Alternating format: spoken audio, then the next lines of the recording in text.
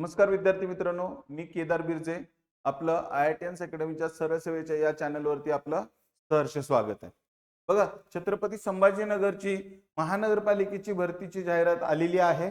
तर त्या जाहिरातीबद्दलची सर्व माहिती, सविस्तर माहिती आपण या व्हिडिओमध्ये बघणार आहोत. थोडक्यामध्ये कोणकोणती पदं आहेत, शैक्षणिक पात्रता काय आहे, वयोमर्यादा काय आहे, वेतन श्रेणी काय आहे, किंवा परीक्षा पद्धती काय असणार आहे, किंवा अर्ज कोणकोणत्या तारखेला असतील, महत्त्वाच्या तारखा आपण बघणार आहोत.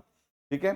मग आता त्यामध्ये बघा कशा पद्धतीने ही जाहिरात कधी आलेली आहे, 16 तारीख म्हणजे काल रात्री उशिरा ही जाहिरात आलेली आहे. ठीक आहे. बघा, त्यामध्ये कोणकोणत्या जागा आहेत. अभियांत्रिकी सेवेसाठी गट क च्या ज्या जागा आहेत, ज्याला आपण ज्युनियर इंजिनियर स्थापत्य म्हणतो, तर त्या जागा आहेत. त्याच्यासाठी वेतन श्रेणी जर बघितलं तर 38,000 पासून 1,22,800 पर्यंत आपल्याला बघायला मिळेल. ठीक आहे. तसंच अग्निशमन सेवेच्या ज्या जागा आहेत गट क च्या, त्याला उप अग्निशमन क्षेत्र अधिकारी, त्याची सॅलरी स्ट्रक्चर वेतन श्रेणी ज्याला आपण म्हणतो 29,200 ते 92,300 या पद्धतीने आहे. याच्या आपल्याला 4 जागा बघायला मिळतात. सुरक्षा सेवा गट क सहाय्यक सुरक्षा अधिकारी, याची पण वेतन श्रेणी सेम 29,200 ते 92,300 S10 स्लॅब मध्ये आहे. त्याची एकच जागा आता इथं आहे. तांत्रिक सेवेच्या म्हणजे स्थापत्य अभियांत्रिकी सहाय्यकच्या 24 जागा आहेत, ज्याची वेतन श्रेणी पण पुन्हा एकदा सेम आहे 29,200 ते 92,300 S10 स्लॅब मध्ये. ठीक आहे.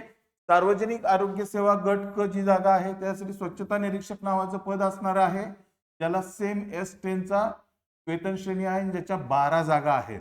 ठीक आहे. पशुवैद्यकीय सेवामध्ये पशुधन पर्यवेक्षक नावाची पोस्ट आहे, त्याच्यामध्ये S8 स्लॅब आहे, त्याच्या 7 जागा आहेत. 25,500 ते 81,100 अशी वेतन श्रेणी याची आहे. ठीक आहे. तसंच अजून जर जागा बघितल्या तर अग्निशमन सेवाच्या 100 जागा इथं दिसतात बघा, अग्निशामक म्हणून. त्या 100 जागांसाठी S6 नावाचा पेमेंट स्लॅब आहे, 19,900 ते 63,200 या पद्धतीने. ठीक आहे. इतरही जागा आपल्याकडे आलेल्या आहेत, तर त्या जागांसाठीच्या डिटेल्स आपण बघून घेऊ शकता. ठीक आहे. बघा, या जागांसाठी अर्ज कधी करता येईल तर 17/2 म्हणजेच आजपासून ते 18/3 म्हणजे जवळपास 1 महिन्याचा वेळ आपल्याला दिला गेलेला आहे. ठीक आहे. ऑनलाईन परीक्षेसाठी प्रवेश पत्र कधी मिळणार आहे म्हणजे हॉल तिकीट कधी मिळणार आहे, परीक्षेच्या 7 दिवस आधी आपल्याला हे हॉल तिकीट मिळणार आहे. परीक्षेचा दिनांक कधी समजणार आहे अजून आपल्याला दिला गेलेला नाही, तो महानगरपालिकेच्या अधिकृत संकेतस्थळावरती नंतर कळवण्यात येईल. जर फॉर्म भरताना काही अडचणी असतील तर हे हेल्पलाईन नंबर आहे, या हेल्पलाईन नंबरवरती आपण कॉल करायचा आहे. ठीक आहे. परीक्षेचा दिनांक, वेळ, केंद्र प्रवेशामध्ये नमूद केलेल्या सगळ्या गोष्टी आपल्याला काय केल्या जाणार आहेत, महानगरपालिकेच्या संकेतस्थळावर प्रसारित केल्या जाणार आहेत. ठीक आहे. बघा, परीक्षा शुल्क किती आहे. खुल्या गटासाठी 1,000 रुपये, अनाथ किंवा मागास प्रवर्गासाठी 900 रुपये आहे. ठीक आहे. तसंच पुढे बघू आपण, इथं प्रत्येक पदासाठी समांतर आरक्षण दिलं गेलेलं आहे. कनिष्ठ अभियंतासाठी किती आहेत, टोटल 32 जागा आहेत, ज्यापैकी 8 खुल्या गटासाठी आहे. तसंच अग्निशमन केंद्र अधिकारी जर बघितलं तर एकूण 4 जागा आहेत, ज्यापैकी 1 खुल्या गटासाठी म्हणजे ओपन साठी आहे. तसंच सहाय्यक सुरक्षा अधिकारीसाठी जर बघितलं तर 1 जागा आहे, ती 1 ओपन मधून आहे. ठीक आहे. पदांची पात्रता काय बघा, विद्यापीठाची कोणत्याही शाखेची पदवी, जे आता पद आपण बघितलं त्याची कोणत्याही शाखेची पदवी. तसंच हे वेगवेगळ्या पदांसाठीचे सगळ्या डिटेल्स आहेत. तुम्हाला जिथं वाटेल त्या ठिकाणी तुम्ही स्क्रीनशॉट घेऊ शकता. ठीक आहे. बघा, इथं ड्रायव्हर ऑपरेटरच्या पण जागा आहेत. त्या जागा आहेत जवळपास 15. या 15 पैकी 4 जागा या ओपन साठी आहे.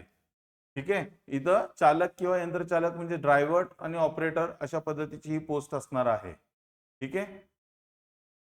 बघा, आपण ही पदांचे सगळे हे वेतन श्रेणी पण बघितली आणि अर्हता पण बघितली, पात्रता पण बघितली आपण. ठीक आहे.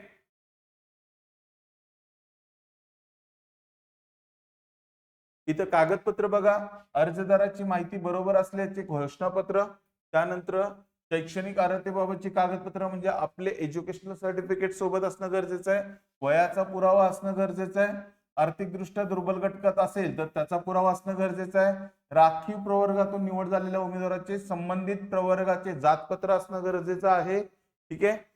वैध नॉन क्रिमिलियर प्रमाणपत्र असणं गरजेचं आहे. दिव्यांग व्यक्ती असेल तर त्याचा पुरावा असणं गरजेचं आहे.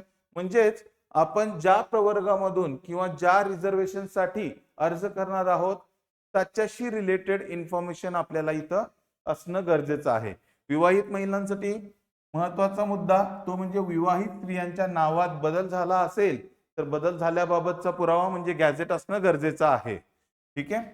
अधिक माहितीसाठी कसली इन्फॉर्मेशन हवी असेल तर या नंबरवरती तुम्ही संपर्क करू शकता.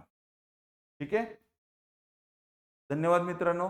काही अडचण असेल तर तुम्ही अशाच सगळ्या वेगवेगळ्या नवीन नवीन व्हिडिओसाठी आपलं IITians MPSC सरळ सेवा नावाचं चॅनल आहे, ते चॅनल सबस्क्राईब करू शकता.